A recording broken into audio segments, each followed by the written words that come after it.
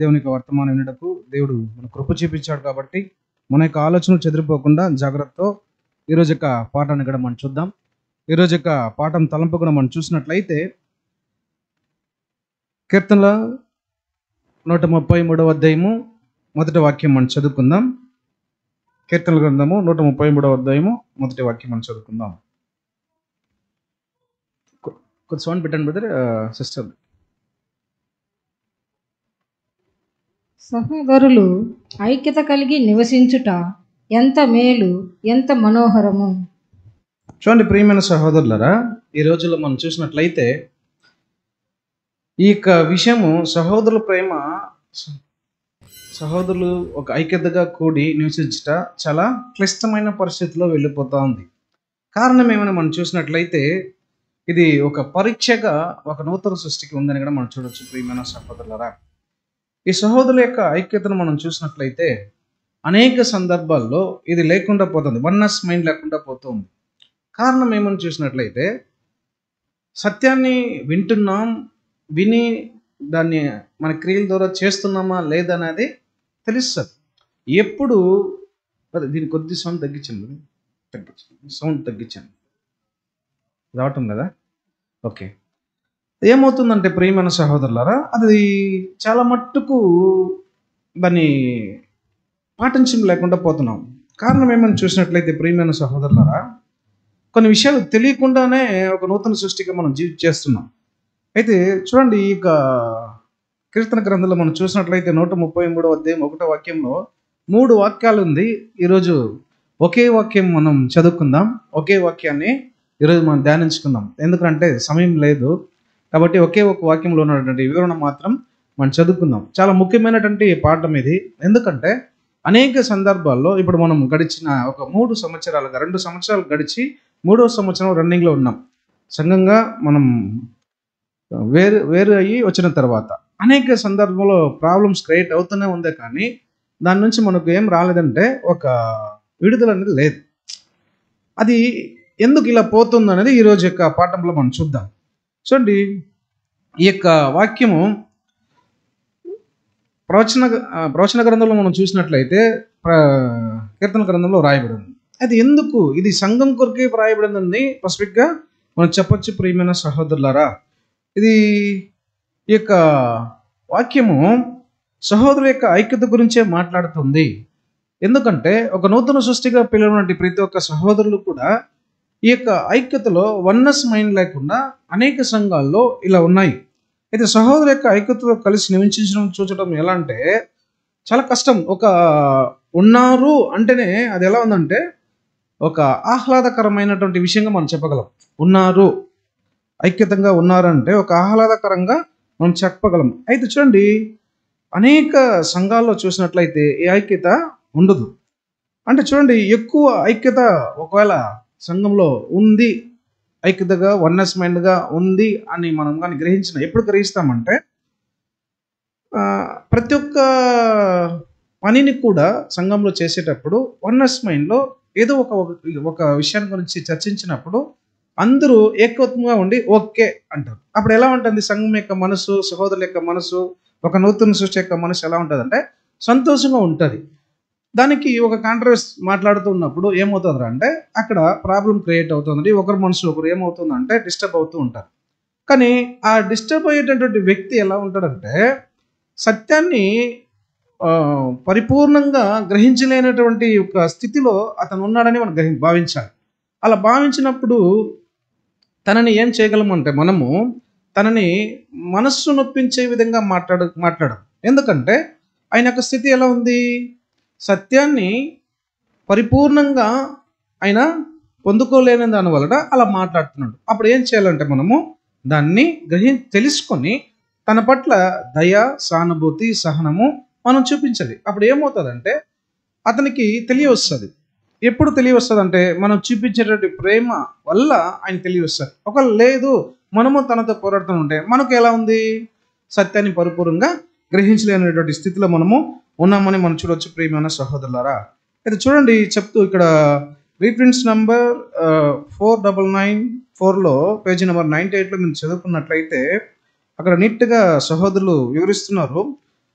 ఎలా వ్రాస్తున్నానంటే 133 కీర్తన గురించి, స్పష్టంగా ప్రవచనాత్మకమైనది మరియు క్రీస్తు శరీరమైన సంఘములోని సహోదరులను సూచించినట్లు అనిపిస్తున్నది. ఇది సంఘము ఇప్పుడు ఏర్పరచబడినటువంటి సంఘం గురించే ఇది మాట్లాడుతున్నటువంటి ఒక వాక్యం అని ఆ సహోదరుడు మనకు తెలియజేస్తున్నారు. అయితే చూడండి, ఈ ఆలోచన ఎలా ఉందంటే 2వ వచనంలో సూచిస్తూ ఉంది. ఆ యొక్క 2వ వచనం కూడా మీరు చదువుకున్నట్లయితే కీర్తన గ్రంథము 33వ అధ్యాయము 1వ వాక్యం చదువుకున్న తర్వాత 2వ వాక్యం. సహోదరులు ఆ, ఐక్యత కలిగి నివసించుట ఆ, ఎంత మేలు, ఎంత మనోహరము. ఉమ్, అది తల మీద పోయబడి ఆ, అహరోను గడ్డము మీదుగా కారి అతని అంగీల అంచు వరకు దిగజారిన పరిమళ తైలము వలె నుండును. ఉమ్. దీని గురించి మనము ఈ 2 వాక్యాల గురించి మనం చదువుకునేది ఈరోజు లేదు. మొదటి వాక్యం గురించి మనం చూసినట్లయితే దాంట్లోనే చెప్తున్నాడు, సహోదరుల ఐక్యతతో కలిసి నివసించడం చూడటం ఎల్లప్పుడూ ఒక ఆహ్లాదకరమైన దృశ్యమే అంటున్నాడు. ఎల్లప్పుడూ ఒక ఐక్యత ఉంటారనేది ఒక ఆహ్లాదకరమైనటువంటి దృశ్యమే అంటున్నాడు. అయినప్పటికీ కీర్తన మన కాలానికి ప్రత్యేకంగా వర్తిస్తుందని చెప్పి సహోదరుడు కూడా వివరిస్తున్నాడు. కీర్తన గ్రంథము ఇప్పుడున్నటువంటి మన కాలానికి ప్రత్యేకంగా వర్తిస్తుంది అంటున్నాడు. అయితే ప్రియమైన సహోదరుల, హింస సమయంలో ఎక్కువ ఐక్యత ఉంటుంది. ఒక హింస అనేది ఒక ప్రపంచంలో జరుగుతుంది అనుకోండి, అప్పుడు ఐక్యతగా ఉండగలుగుతారు. అంటే ప్రియమైన సహోదరులరా, అలాంటి ఒక సందర్భంలో సంఘములో జరుగుతున్నప్పుడు ఐక్యతగా ఉంటుంది అనేది చాలా వరకు కష్టము అంటున్నాడు. కానీ ఈ యొక్క 5229లో చూసినట్లయితే 5229లో 133వ పేజీలో రిఫరెన్స్ నెంబర్ 5229లో చూసినట్లయితే అక్కడ ఎలా వ్రాయబడుతుందో చూసినట్లయితే ప్రియమైన సహోదరులారా, 5229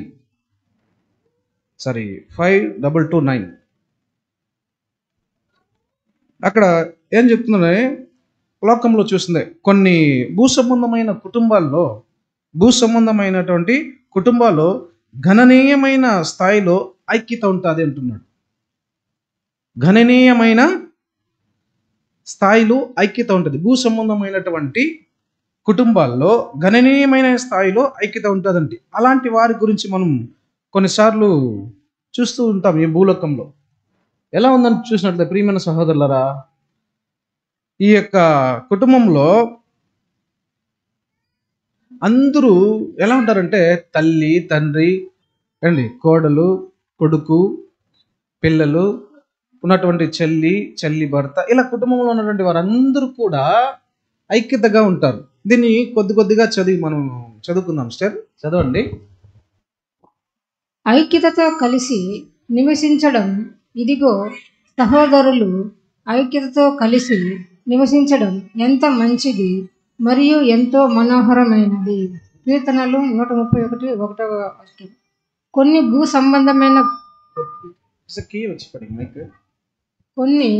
సంబంధమైన కుటుంబాలలో గణనీయమైన స్థాయిలో ఐక్యత ఉంటుంది. అలాంటి వారి గురించి మనం కొన్నిసార్లు ఈ కుటుంబం అంతా కలిసి ఉన్నట్లు అనిపిస్తుంది అని అంటాము. ఇతర కుటుంబాల్లో సంబంధాలు తెగిపోయినట్లు కనిపిస్తుంది. కొన్ని కుటుంబాలు మనం చూస్తే భూ సంబంధంలో మనం మాట్లాడుతుంటాం జనరల్గా. ఆ కుటుంబంలో చూస్తే అన్నదమ్ములు, అక్క చెల్లెలు, భార్య భర్త, కోడలు, అత్త మామ అందరూ కూడా ఎలా ఉంటారంటే చాలా సంతోషంగా మంచిగా ఉంటారు. మనం చూస్తూ ఉంటాం జనరల్గానే. తర్వాత చూసినట్లయితే కొన్ని కుటుంబాల్లో ఎలా ఉంటుందంటే కొన్నిసార్లు ఈ కుటుంబాలు అంతా కలిసి ఉన్నట్లు అనిపిస్తుంది అని అంటాం. ఇతర కుటుంబాల్లో సంబంధాలు తెగిపోయినట్లు కనిపిస్తుంది. ఎలా ఉంటుందంటే సంబంధమే తెగిపోయినట్లు కనిపిస్తుంది. భార్య భర్తలు, సోదరులు మరియు సోదరమణులు ఒకరితో ఒకరు సహాయం చేసుకోవడం, ప్రయత్నించడం, ఇవన్నీ కూడా చూస్తున్నప్పుడు ఎలా ఉంటుందంటే కుటుంబంలో చాలా ప్రేమ ఉంది అని మనం అంటున్నాం. ఆ కుటుంబంలో ఎలా ఉందంటే చాలా ప్రేమ ఉంది అంటాం. దీని ద్వారా మనం అర్థం చేసుకున్నటువంటి భూ సంబంధమైన ప్రేమ కొంత మొత్తములో జంతువు ప్రేమ అంటున్నాడు. కొంత మట్టులో అంటే భూ సంబంధమైన విషయాలు చూస్తే మనం చూస్తున్నాం. వాళ్ళ కుటుంబం మనం పేరు పెట్టి చెప్పగలం. ఆ కుటుంబం చాలా సంతోషంగా ఉంటారు. ఈ కుటుంబము బంధాలు తెగే విధంగా ఈ కుటుంబాలు ఉంటుంది అని చెప్పి మనం మాట్లాడుకుంటూ ఉంటాం. అయితే ఈ వైఖరి సరైనదే, ఈ భూలోకంలో ఇది సరైనదే, ఇలానే ఉంటుంది ఈ భూలోకంలో. అయితే మనకు దగ్గరగా ఉన్న వారికి ఒక బాధ్యత, ఒక ప్రత్యేక విధి ఉందని బైబిల్ సూచించినట్లు అనిపిస్తుంది. ఇప్పుడు మనం చూడండి, మనమందరం ఎలా ఉన్నామంటే పరలోక రాజ్యానికి ఒక పిలుపు వచ్చినటువంటి ఎప్పుడు మనము బాప్తిసం తీసుకొని సంఘంగా వచ్చినామో అప్పటి నుంచి ఏమవుతున్నామంటే మనమందరము ఒక కుటుంబంగా ఉన్నాం, ఒక కుటుంబంగా మనం ఏర్పడుతున్నాం. అయితే ఈ కుటుంబంలో ఒక ఐక్యత ఉందా లేదా అనేది మనం పరిశీలించి చూడాలి ప్రియమైన సహోదరులు. అందుకంటున్నాడు, ఒక పురుషుడు తన సొంత ఇంటి వారిని నిర్లక్ష్యం చేయకూడదని లేఖనాలు చెబుతున్నాయి. తన పురుషుడు సొంత ఇంటిని ఏం చేయకూడదంట, నిర్లక్ష్యం చేయకూడదు. ఇప్పుడు అదేవిధంగా ఇప్పుడు మనమందరం కూడా సంఘంగా వచ్చినటువంటి ఈ కుటుంబంలో ఎవ్వరు కూడా శక్తి విషయంలో, సహోదర యొక్క ఐక్యత విషయంలో నిర్లక్ష్యం అనేది చేయకూడదు అంటున్నాడు. తన సొంత ఇంటిని పట్టించుకోని వాడు అవిశ్వాసి కన్నా చెడ్డవాడు అంటున్నాడు ప్రియమైన సహోదరులరా. తన సొంత ఇంటిని, ఇప్పుడు చూడండి, శారీరకంగా ఉన్న కుటుంబాల గురించి మనం మాట్లాడినాం. వాళ్ళు సంతోషంగా ఉంటారు, కొన్ని బంధాలు కట్ అయిపోయే విధంగా జీవిస్తారు. అయితే ఆత్మికమైన ఇజ్రాయేల్గా కూడి వచ్చినటువంటి మన యొక్క బంధము, మన యొక్క ఐక్యత ఎలా ఉంది? ఇప్పుడు బయట వాళ్ళు మన గురించి చెప్పగలుగుతారా? ఈ యొక్క సంఘం చూస్తే అంత సంతోషంగా, అంత ఆత్మికంగా ఎదుగుతూ ఉందని బయట ఉన్న సంఘాలు చెప్పగలుగుతారా? మన ఇక్కడి నుంచి కింద దిగితే లగలగలగా మాట్లాడతాము. ఏమండి, ఏదైనా ఒక ప్రోగ్రాం మనం పెట్టినప్పుడు ఒక డిసిప్లిన్ అనేది మనలో ఉండదు. ఇప్పుడు ఈరోజు కూడిక మనం నియమించాము, ఒక 2 కూడికలు మనం పెట్టినాము, 2 కూడికలు తీసేసి ఒక కూడికి పెట్టుకున్నాము. అయితే ఇక్కడ ఈరోజు మనం నలుగురు మాత్రమే ఈరోజు వింటూ ఉన్నాం. అంటే వీళ్ళు ఏం చేస్తున్నారు? నిర్లక్ష్యం చేస్తున్నారు. అయితే దీని గురించి ఎందుకు నిర్లక్ష్యం? వాళ్ళ గురించి తప్పు చెప్పడం లేదు. ఎందుకు నిర్లక్ష్యం చేస్తున్నారంటే వాళ్ళు విన్నటువంటి వాళ్ళు సత్యము ఎంత మట్టుకు అర్థం చేసుకున్నారన్నది దీని మట్టు మనం చెప్పగలం. సత్యం వింటున్నారు, దానిని ఎంత మట్టుకు పరిపూర్ణంగా తీసుకొని వాళ్ళ యొక్క క్రియల్లో చేస్తున్నారు అన్నది మనం చెప్పగలం కదా. వాళ్ళ గురించి తప్పు చెప్పడం లేదు, వాళ్ళు తీసుకున్నటువంటి తీర్మానం గురించి మనం మాట్లాడుతున్నాం ప్రియమైన సహోదరులారా. అందుకే చెప్తున్నాడు, లోకంలో చూస్తే అనేక కుటుంబాలు అనేక విధాలుగా, ఒక కుటుంబం సంతోషంగా ఉంది, ఒక కుటుంబము తెగిపోయే వాళ్ళ యొక్క బంధము తెగిపోయే విధంగా వాళ్ళు జీవిస్తున్నారు. అయితే ఆత్మికంగా పిలువబడినటువంటి మన యొక్క కుటుంబము ఎలా ఉంది? ఆత్మికంగా పిలువబడిన మన యొక్క కుటుంబము కీర్తనల గ్రంథము 133వ అధ్యాయము 1వ వాక్యానికి తగిన విధంగా మన యొక్క ఆత్మిక జీవితం ఉందా చూసుకోవాలి ప్రియమైన సహోదరులరా. అయితే చెప్తున్నాడు, ఆ వాక్యం చదవండి. 1 తిమోతి 5వ అధ్యాయం 8వ వాక్యం బైబిల్లో చదవండి.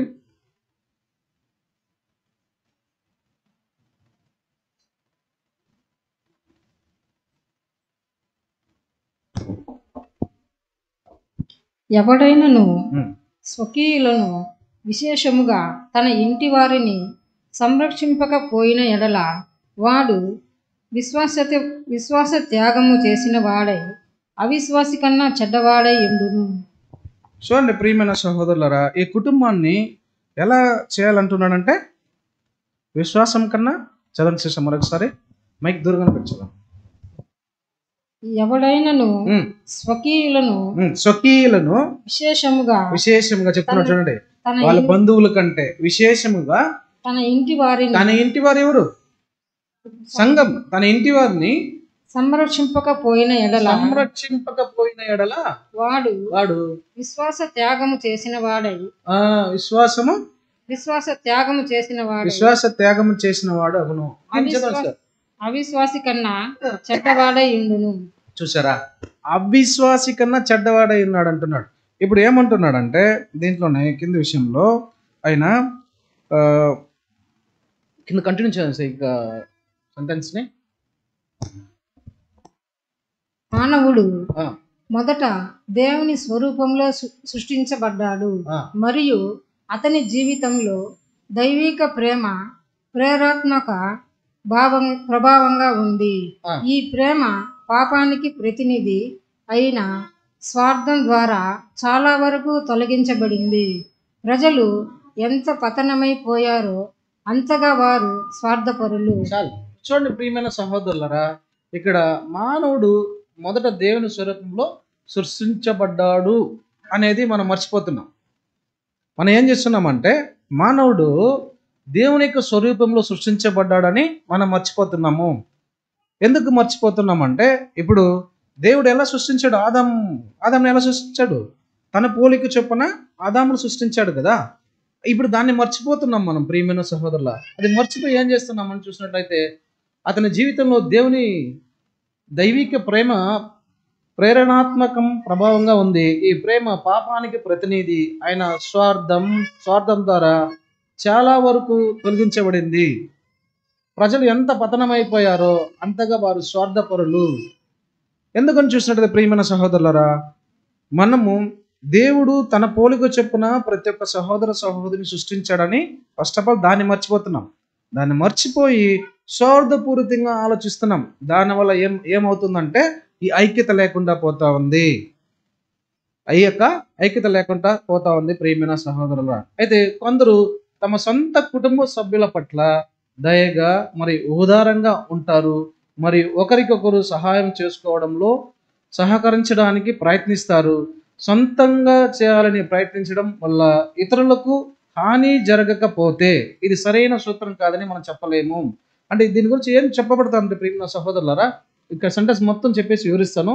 సోదరులు మరియు సోదరిమణులు ఒకరితో ఒకరు సానుభూతి కలిగి ఉండాలి. మరి ఒకరికొకరు సహాయపడే స్ఫూర్తి కలిగి ఉండాలి. మనం ఎక్కడైనా ఒక కుటుంబంలో ఈ స్ఫూర్తిని చూసినా అది చాలా సంతోషకరమైన కుటుంబం అని అంటాం. ఇప్పుడు ఈ యొక్క సెంటెన్స్ తగిన విధంగా మన యొక్క ఆత్మిక కుటుంబంలో ఉందా అంటే ప్రియమైన సహోదరులరా లేదు. ఇప్పుడు ఒక కుటుంబము చాలా సంతోషకరంగా ఆహ్లాదకరంగా ఉంది అని చెప్పడానికి ఉదాహరణగా ఏం చెప్పగలమంటే సహోదరుల యొక్క ఐక్యత అనేది ఉండాలి. ఇది లేకపోతే ఈ సెంటెన్స్కి అర్థమే మన యొక్క జీవితం లేదని మనం చక్కగా మనం చెప్పగలము ప్రియమైన సహోదరురా. అది ఎందువల్ల లేకుండా పోతుందని చూసినట్లయితే మన యొక్క మానవుడు దేవుని యొక్క పోలిక చొప్పున సృష్టించాడని మొదటగా దాన్ని మర్చిపోతున్నాం. మర్చిపోవడం వలన స్వార్థపూరితమైనటువంటి ఆలోచన తనలో కలుగుతుంది. కాబట్టి అది చెప్తున్నాడు ప్రియమైన సహోదరులరా. అయితే చెప్తున్నాడు వ్యక్తిగత స్వార్థం ఉన్నట్లుగా కనిపించే ఇతర కుటుంబాలు ఉన్నాయి.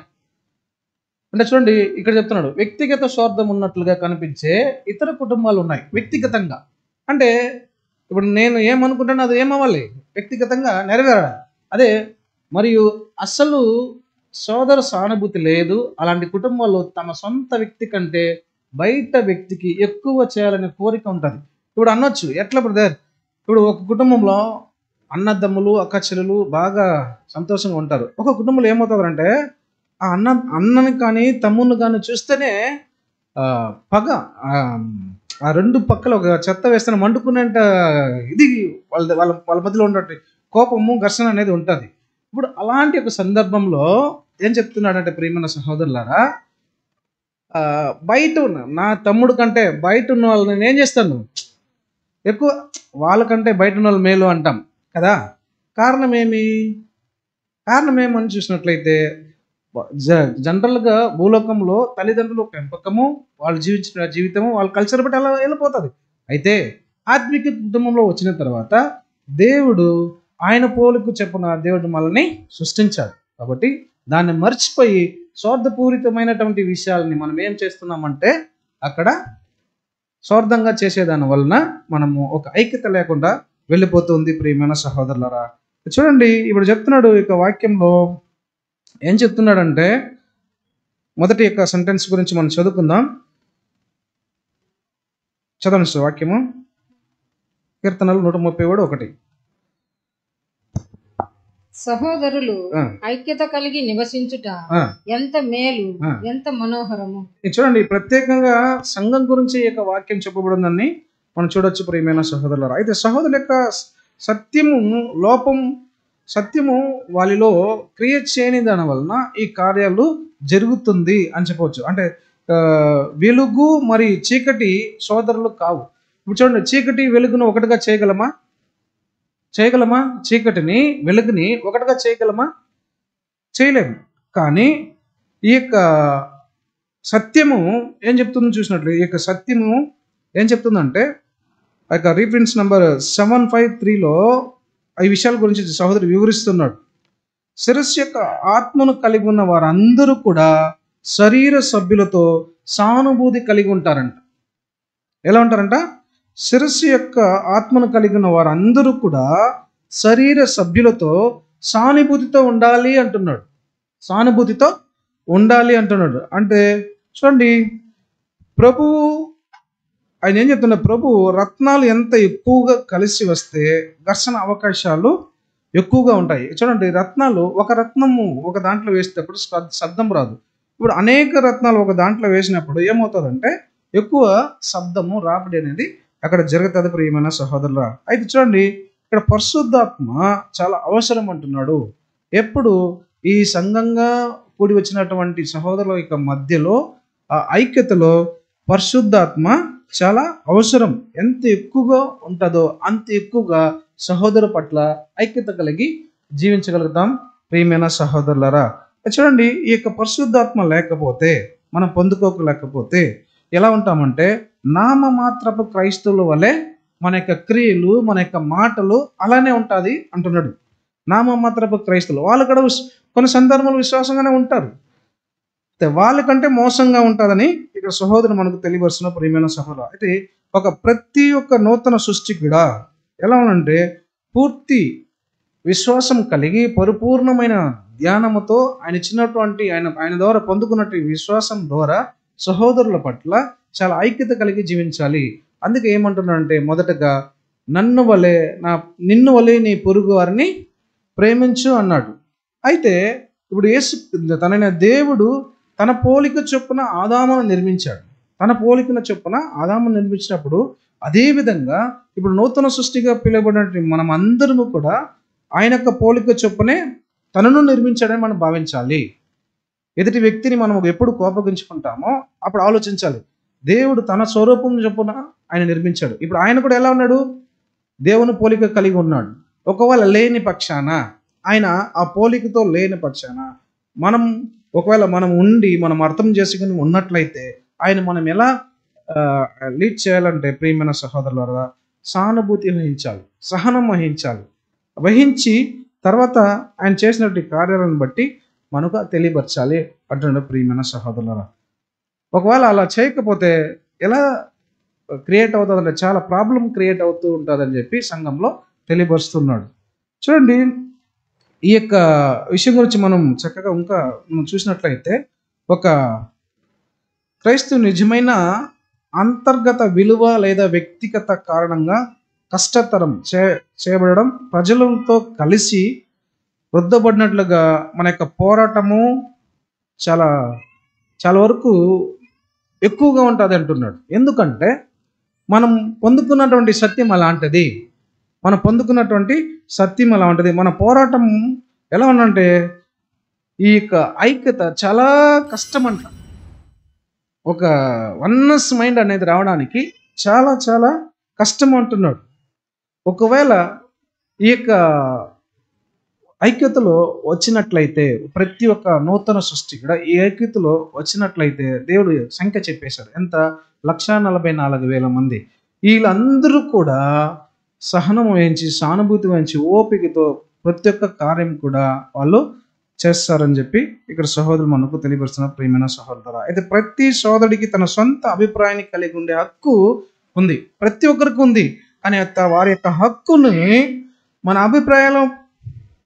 వాళ్ళ యొక్క అభిప్రాయం ప్రకారము జరగాలనేది తప్పు. సంఘంగా కూడి వచ్చిన తర్వాత మెజారిటీగా ఎవరు ఏ యొక్క విషయం గురించి మాట్లాడతారో వెళుతుందో ఆ యొక్క మెజారిటీ పీపుల్ పక్కన ఇది దేవునికి సంతోషకరమైన విషయముగా ఉన్నట్లయితే ఖచ్చితంగా తీసుకుని తన పట్ల దాని ప్రకారం అతను వెళ్ళిపోవాలని చెప్పి అక్కడ సహోదరులు తెలియపరుస్తున్నారు. ప్రియమైన సహోదరులరా, చూడండి, అయితే ఈ విషయం గురించి మనం చదువుకున్నట్లయితే ఇంకా రిఫరెన్స్ నంబర్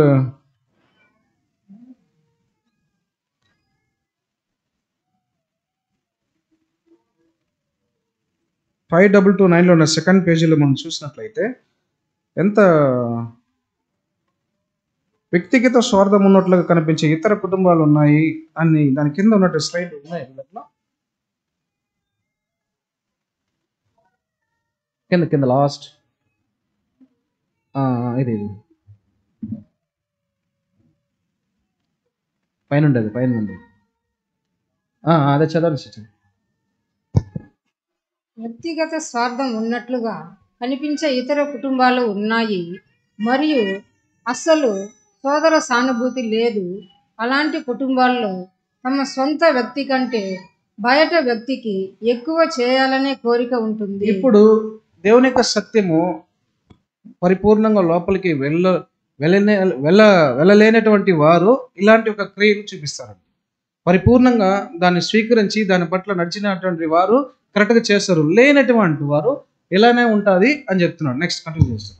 ఆ సభ్యులు ఇతరుల కన్నా తమలోనే ఎక్కువ లోపాలను చూస్తారు. ఇలాంటి సందర్భాలలో న్యాయం కొరవడుతుంది. న్యాయం యొక్క సూత్రం ఉల్లంఘించినప్పుడల్లా ప్రేమకు బదులుగా విరోధ స్ఫూర్తి ఉద్భవిస్తుంది మరియు అలాంటి పరిస్థితులలో ఐక్యత సాధ్యం కాదు. ఇప్పుడు ఇలా ఉన్నప్పుడు ఐక్యత అనేది సాధ్యం కాదు అంటున్నాడు. ఎందుకంటే అక్కడ స్వార్థపూరితమైనటువంటి ఆలోచన, ఆశ తనలో ఉంది.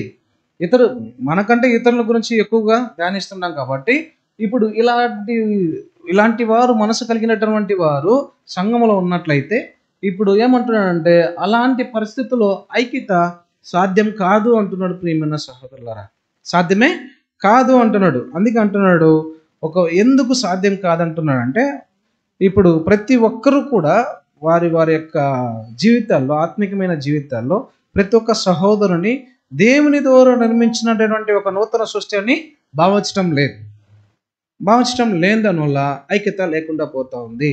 అందుకే అంటున్నాడు ఇది సాధ్యం కాదు అంటున్నాడు. అయితే సాధ్యం అవ్వాలంటే ఏం చెప్తున్నాడు అంటే ఈ యొక్క రిఫరెన్స్ మనం చదువుకుందాం. 3-4-5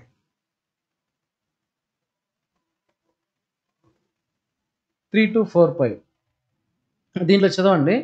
ప్రభువు కోసం ఓపికగా ఎదురు చూడటం. ఏం చేయాలి?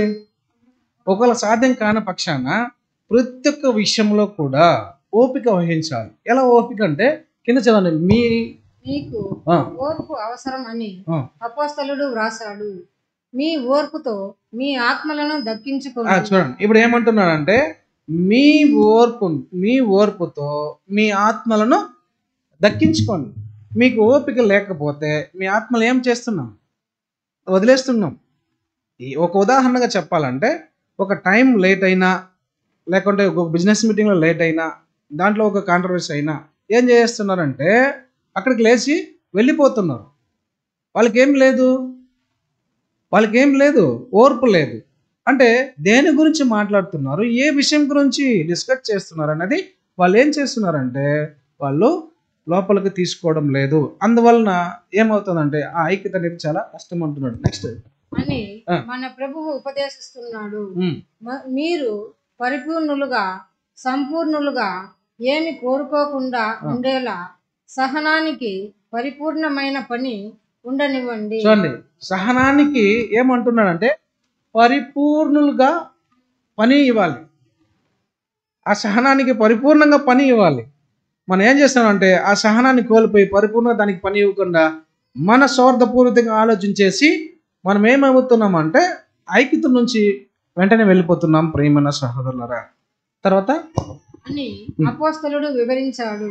కాబట్టి చాలా స్పష్టంగా సహనం అనేది ఇతర లక్షణ సౌష్ఠవాలను కలిగి ఉంటుంది.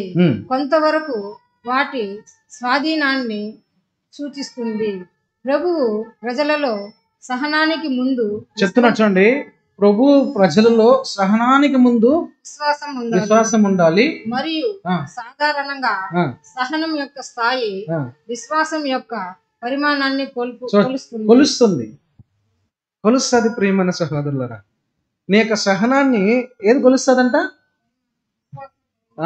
కొలుస్తుంది. నువ్వు ఎంత మట్టుకు ఉన్నావు, ఎంత మట్టుకు సహనంగా నువ్వు ఓపికతో ఉన్నావు అనేది కొలుస్తుంది. ప్రియమైన సహోదరులారా, నెక్స్ట్ అసహనంగా అశాంతితో ఉన్న క్రైస్తవుడికి ప్రభువు పట్ల విశ్వాసం లోపించినట్లు. చూసారా?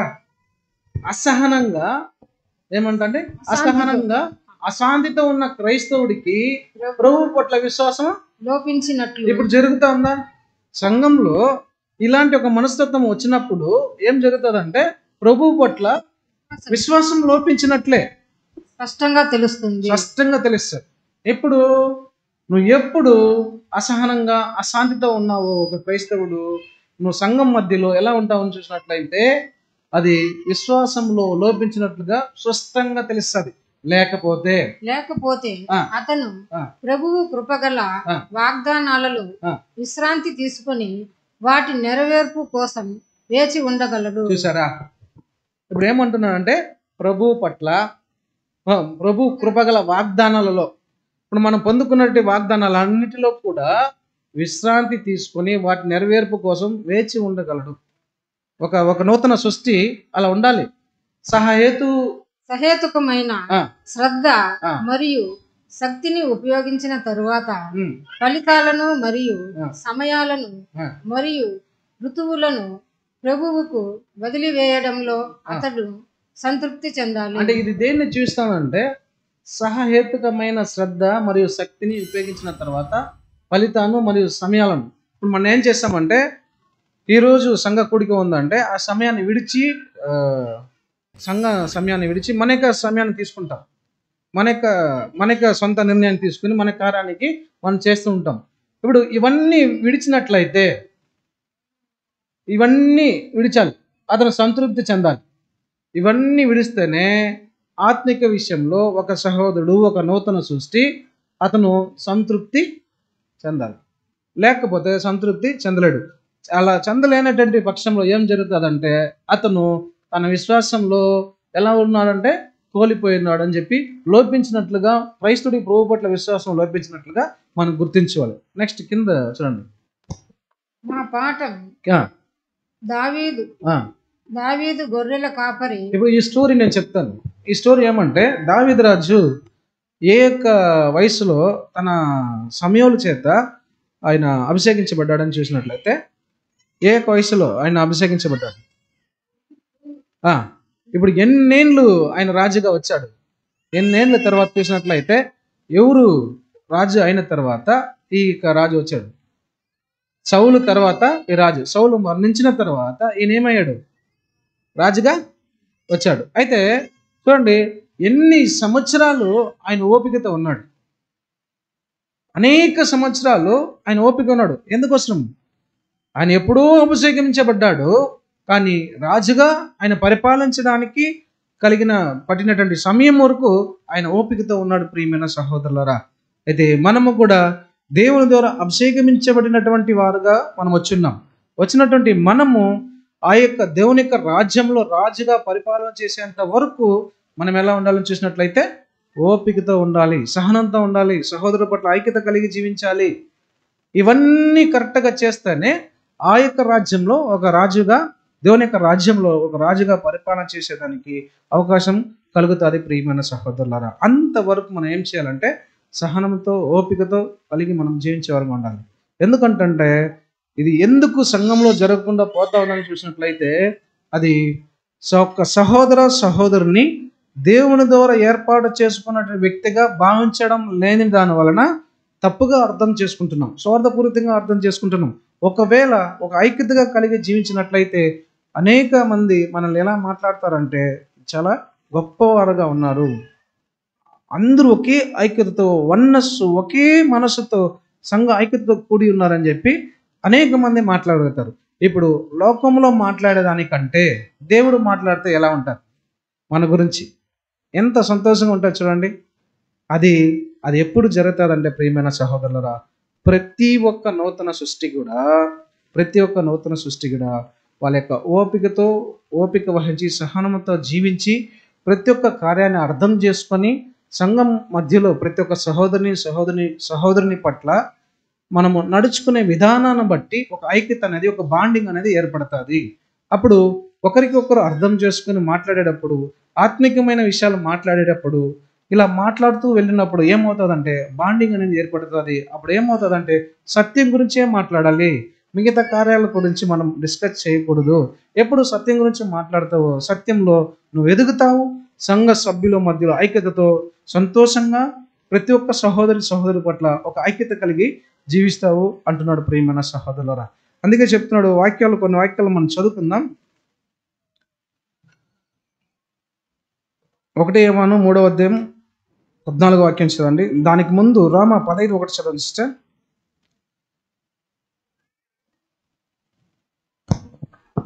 కాగా బలవంతులమైన మనము మనలను మనమే సంతోషపరచుకొనక బలహీనుల దౌర్బల్యములను భరించుటకు బద్దులమై ఉన్నాము. చూసారా, ఇప్పుడు ఎలా ఉన్నామంటే ఘనమైనటువంటి మనము ఘనహీనమైనటువంటి వాడిని ఏం చేయకూడదు అంటున్నాడు.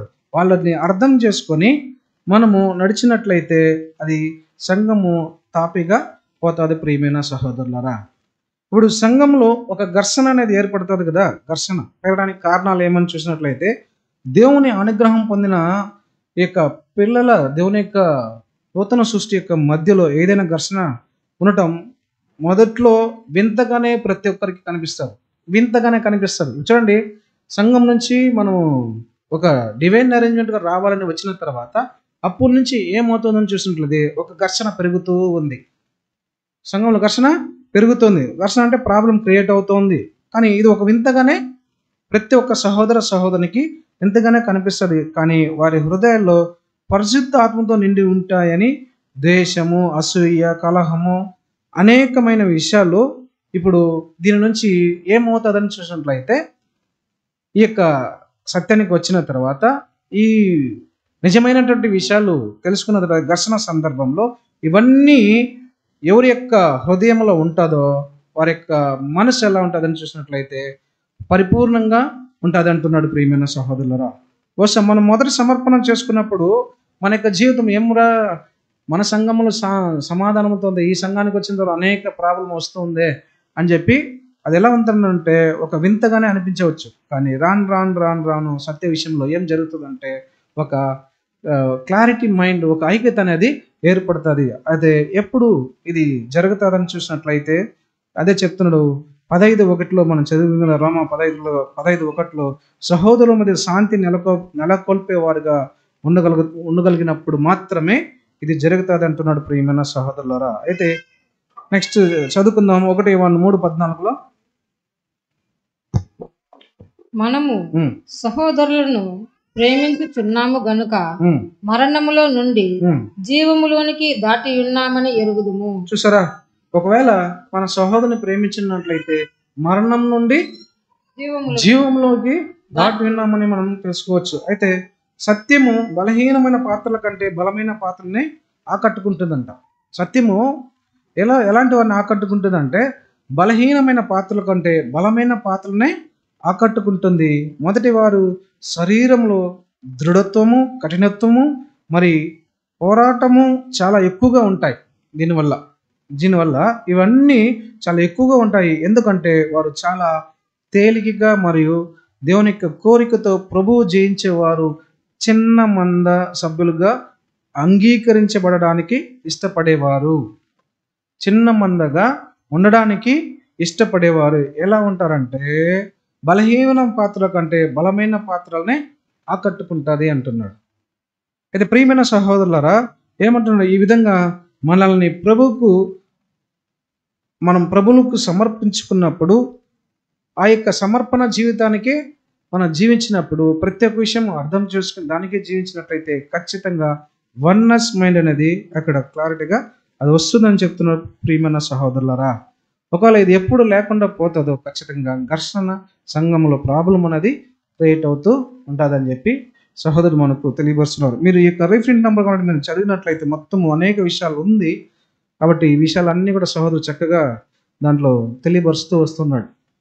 అన్ని విషయాలు తేటగా తెలియపరుస్తున్నాడు ప్రియమైన సహోదరులు. ఇవన్నీ చదివి అర్థం చేసుకుని క్రియలతో చేసినట్లయితే సంఘంలో సహోదరుల మధ్య ఐక్యతగా మనం జీవించడానికి ఒక అవకాశం ఉంటుంది.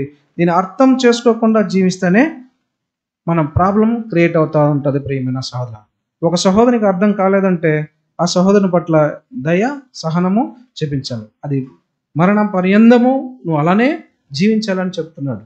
కాబట్టి ఇవన్నీ కూడా మనం తెలుసుకొని జీవించినట్లయితే ఖచ్చితంగా ఆ యొక్క దావీదు రాజు ఎన్ని సంవత్సరాలు ఓపికతో ఉన్నాడు చూడండి. ఎప్పుడో అభిషేకించబడ్డాడు సామ్యూయేలు ద్వారా.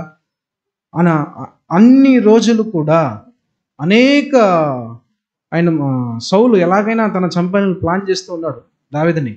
అనేక సందర్భాల్లో కూడా దేవుడు తనని కాపాడి జయించి ఆఖరికి తన సౌలు మరణించిన తర్వాత ఈయన రాజుగా దేవుడు ఆయన నియమించాడు. ప్రియమైన సహోదరులారా, మనమందరం కూడా ఒక నూతన సృష్టిగా పిలువబడే మనమందరం కూడా మనకు అనేక శోధనలు, కష్టాలు, ఇబ్బందులు సంఘంలో అనేక విధాలుగా మనకు జరుగుతూ ఉండొచ్చు. దీన్ని బట్టి మనం వెనుదిరిగిపోకుండా సహనంతో ఓపికతో కలిగి జీవించినట్లయితే ఖచ్చితంగా ఒక వన్నెస్ మైండ్ అనే సంఘంలో ఆ దేవుడు ఇవ్వగలుగుతాడు. ప్రియమైన సహోదరు, అది రప్పించడానికి మనమే కారకులుగా అవ్వాలి. దేవుడు అది చేయడు, మనమే కారకులు అవ్వాలి. మనం ఎంత సహనంగా ఉన్నప్పుడైతే దేవుడు దానికి తగిన ఫలితాన్ని ఇవ్వగలుగుతాడు. ప్రియమైన సహోదరులు, కాబట్టి ఇవన్నీ గ్రహించి దాని పట్ల మనము జీవించే వారంగా ఉండాలి. ఇంకొక వాక్యం చదువుకుందాం. 1 యోహాను 2:27 వాక్యం. అయితే ఆయన వలన మీరు పొందిన అభిషేకము మీలో నిలుచుచున్నది గనుక ఎవడునూ మీకు బోధింపనక్కరలేదు. ఆయన ఇచ్చిన అభిషేకము సత్యమే గాని అబద్ధము కాదు కదా. ఆయన ఇచ్చినటువంటి సత్యము ఎలా ఉందని చూసినట్లయితే సత్యమే గాని అబద్ధము కాదు. కాబట్టి మీరు పొందుకున్నది సత్యమే కాబట్టి అబద్ధం కాదు. మీరు అది అన్నిటిని గూర్చి మీకు బోధించుచున్న ప్రకారముగాను ఆయన మీకు బోధించిన ప్రకారముగాను ఆయనలో మీరు నిలుచుచున్నారు. చూసారా, ఇప్పుడు దీనికి కరెక్ట్ గా అర్హులుగా మనం చూడాలి. ప్రియమైన సహోదరురా, చూడండి, అది అన్నిటి గురించి మీకు బోధించిన ప్రకారంగా ఆయన మీకు బోధించిన ప్రకారంగానే ఆయనలో మీరు నిలిచిచున్నారు. ఒకవేళ ఎప్పుడు మనము దానికి కరెక్ట్గా తగిన విధంగానే జీవిస్తేనే ఇదన్నీ మన యొక్క క్రియల ద్వారా జరుగుతూ వస్తుంది. ప్రియమైన సహోదరులు, అక్కడి చదువుకుందాం. 1 పేతురు 2:9 చదువుకుందాం. 1 పేతురు 2:9. అయితే మీరు చీకటిలో నుండి ఆశ్చర్యకరమైన తన వెలుగులోనికి మిమ్మును పిలిచిన వాని గుణాతిశయములను ప్రచురము చేయు నిమిత్తము ఏర్పరచబడిన వంశమును, రాజులైన యాజక సమూహమును, పరిశుద్ధ జనమును, దేవుని సొత్తైన ప్రజలనై ఉన్నారు. ఇది ఎప్పుడు జరగటాలంటే సంఘంలో ప్రతి ఒక్క సహోదరి వర్నస్ మైండ్ లో వస్తారో ఇవన్నీ కూడా జరుగుతుంది. ప్రియమైన సహోదరులుగా, మీరు చీకటిలో నుండి ఆశ్చర్యకరమైన వెలుగులోకి మనం వచ్చినట్టు ఇవన్నీ మనం గుర్తించేదే లేదు. మన ఇష్టంగా కొన్ని విషయాలు స్వార్థపూరితంగా మాట్లాడేస్తూ ఉంటాం. కాబట్టి అక్కడ ఏమైపోతున్నామంటే మన యొక్క ఆత్మిక జీవితాన్ని కోల్పోతున్నాం. కాబట్టి ఇప్పుడు మనం వెలుగులోకి మిమ్మల్ని పిలిచిన వాని గుణాతిశయమును ప్రచురము చేయ నిమిత్తము ఏర్పరచబడినటువంటి వంశము, రాజులైన యాజక సమూహమును, పరిశుద్ధ జనమును, దేవుని సొత్తైన ప్రజలై ఉన్నామంటే ఇప్పుడు ఆ దేవుని ప్రజలైనటువంటి మనము ఎలా ఉన్నాం? వన్నెస్ మైండ్లో లేదు. కారణం ఏమని చూసినట్లయితే మనం సత్యానికి అనుగుణంగా జీవించకుండా స్వార్థపూరితమైన ఆలోచన ప్రకారం జీవించే దాని వలన మనము అక్కడ వన్నెస్ మైండ్ లేకుండా పోతున్నాం. ప్రియమైన సహోదరులరా, సత్యానికి ప్రియారిటీ ఇవ్వడం లేదు. కాబట్టి ఇలానే మనము వెళ్ళిపోతున్నాం. కాబట్టి ఇవన్నీ అర్థం చేసుకొని మనము వన్నెస్ మైండ్లో రావాలంటే మనం అందుకే చెప్తున్న కీర్తన గ్రంథంలో మనము ఎలా చెప్తున్నా అంటే సహోదర ఐక్యత కలిసి నిలిచడం ఎంత మంచిది మరి ఎంత మనోహరమైనది అంటున్నాడు. ఇప్పుడు ఎంత మంచిది ఎంత మనోహరమైనది అంటే ఇప్పుడు దావీదు రాజా రాస్తున్నాడంటే చూడండి, అది సంఘం గురించే రాస్తున్నాడు. ప్రియమైన సహోదరులారా, అది మనం గ్రహించలేకుండా పోతున్నాం. మనం స్వార్థపూరితమైన ఆలోచనలు, తలంపులు మనం ఇక్కడ నెరవేర్చేస్తున్నాం. కాబట్టి ఇక్కడ వన్నెస్ మైండ్ లేకుండా పోతూ ఉంది. కాబట్టి మనం గుర్తుంచుకొని మనం ఏక మనస్సుతో రావడానికి ప్రయాసపడదాం. మనకిచ్చినటువంటి పరిశుద్ధాత్మ పొందుకున్నట్టు మనము ఆ యొక్క సహనముతో, ఓపికతో జీవించి ప్రతి ఒక్క కార్యంలో కూడా ఆయన యొక్క నామానికి మహింపరిచే విధంగా ఉండడానికి, ఆయన సత్యానికి లోబడి జీవించే వారంగా ప్రయాసపడి మనమందరం కూడా మరణపర్యంతము ఈ యొక్క సత్యంలో నడవడానికి దేవుడు కృప చూపించి నడిపించును గాక. ఆమేన్.